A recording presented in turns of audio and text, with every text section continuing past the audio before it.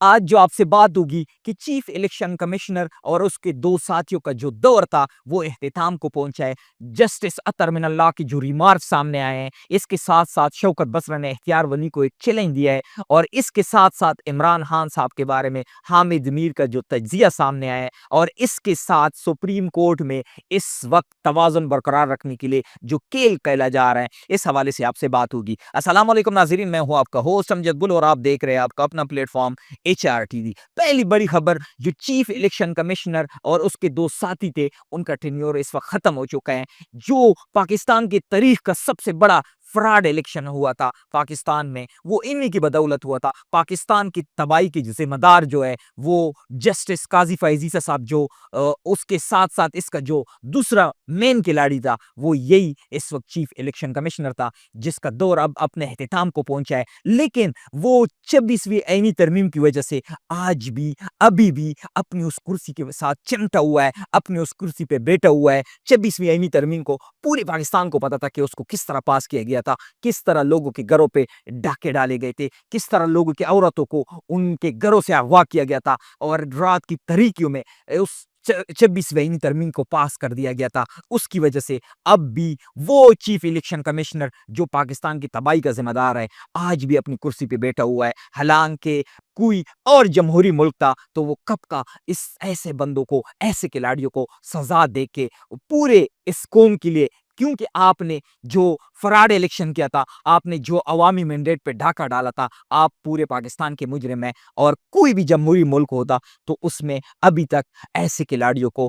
سزا مل چکی ہوتی۔ اس کے ساتھ ساتھ جسٹس اطہر من اللہ صاحب کی ریمارک سامنے آئے ہیں۔ جسٹس اطہر من اللہ صاحب فرماتے ہیں، وہ کہتے ہیں کہ اگر ہائی کورٹ کے 6 ججز کا جو حد سامنے آیا تھا، اگر ان پہ ہم رسپانس کرتے، اگر ان پہ ہم ڈٹ جاتے، اگر ان کے ساتھ ہم کھڑے ہوتے تو آج یہ حالات نہ ہوتے۔ آج جو اس وقت سپریم کورٹ کا مذاق بنا ہوا ہے، آج جو اس ملک کا سب سے بڑا ادارہ سپریم کورٹ ہے، جس سے ہر کسی کو انصاف کی امید ہوتی ہے، جس سے ہر کسی کو یہ امید تھی کہ مجھے اگر کہیں انصاف کی ضرورت ہوگی تو سپریم کورٹ میرے ساتھ کھڑا ہوگا، لیکن آج ملک کے اس سب سے بڑے ادارے کو مذاق بنا دیا گیا ہے۔ ججز کو آپس میں اختلاف کر کے، ان کی آپس میں لڑائی کرا کے، اس 26ویں آئینی ترمیم کی وجہ سے آج ججز آپس میں لڑ رہے ہیں، اور ملک میں آئین کو، قانون کو مذاق بنا کے جو اس کا سب سے بڑا ذمہ دار ہے وہ قاضی فائز عیسی صاحب ہے، جو آج چلے گئے ہیں، لیکن اس ملک کے آئین اور قانون کو مذاق بنا کے اس وقت ججز کو آپس میں لڑا کے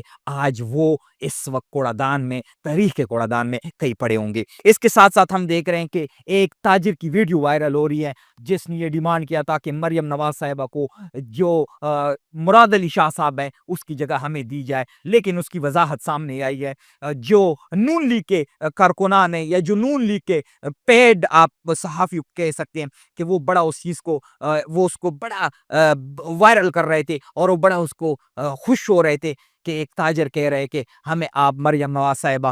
جو اتنی اچھی کارکردگی دکھا رہے ہیں اس کو کراچی کے لیے دے، اس کو سندھ کے لیے دے۔ لیکن اب وہ تاجر کہہ رہے ہیں کہ وہ بات میں نے تنزیہ کی تھی، وہ بات میں نے مذاق میں کی تھی۔ جو مریم نواز صاحبہ ہیں اس نے کون سی جھنڈے گاڑے ہیں، اس نے کون سی کارکردگی دکھائی ہے جو ہم کہے کہ آپ مراد علی شاہ صاحب کی جگہ ہمیں مریم نواز صاحبہ دے دے۔ اس کے ساتھ ساتھ ہم دیکھ رہے ہیں کہ جو شوکت بسرا صاحب ہے اس نے اختیار ولی کو ایک چیلنج دیا ہے کہ آپ نے اداروں کو استعمال کر کے، ہم پہ ظلم کر کے، ہم پہ تشدد کر کے آپ ہم سے منوا رہے ہیں کہ 9 مئی ہم نے کروایا ہے۔ آپ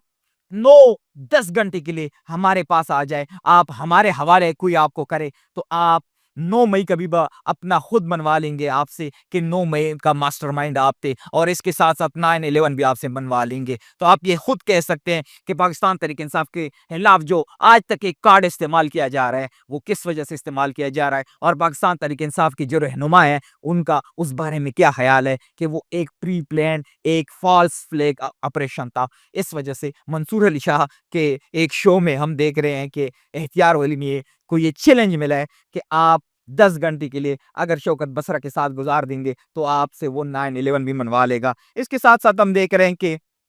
عمران خان صاحب کے بارے میں حامد میر کا تجزیہ سامنے آیا ہے۔ حامد میر جو اس ملک کا سب سے بڑا صحافی آپ اس کو کہہ سکتے ہیں، وہ کہہ رہے ہیں کہ عمران خان صاحب اس وقت جیل میں اپنی مرضی سے ہے، وہ جب بھی جیل سے نکلے گا اپنی مرضی سے نکلے گا۔ عمران خان صاحب کو یہ آفر کی گئی تھی کہ آپ جیل سے باہر آ جائیں، لیکن عمران خان صاحب نے علی امین گنڈاپور صاحب کو یہ صاف بتا دیا تھا کہ میں نہ تو بنی گالا شفٹ ہو سکتا ہوں، نہ ہی میں نتیا گلی شفٹ ہو سکتا ہوں، جب تک میرے ورکرز اس وقت جیلوں میں ہوں گے، جب تک میرے ورکرز کو رہائی نہیں ملے گی، تب تک میں اس جیل سے باہر نہیں آ سکوں گا۔ تو اس لیے پاکستان تحریک انصاف کو، عمران خان صاحب کو یہ دیکھنا چاہیے اور پوری پاکستانی قوم کو یہ دیکھنا چاہیے کہ ایک لیڈر اس وقت اگر جیل میں ہے تو وہ اپنے ورکرز کی وجہ سے ہے، وہ اپنی ورکرز کے لیے، وہ اس ملک کے لیے قربانی دے رہے ہیں، نہ کہ وہ اپنے اقتدار کی، اپنی کرسی کے لیے قربانی دے رہے ہیں۔ اب تک کے لیے اتنا ہی، والسلام۔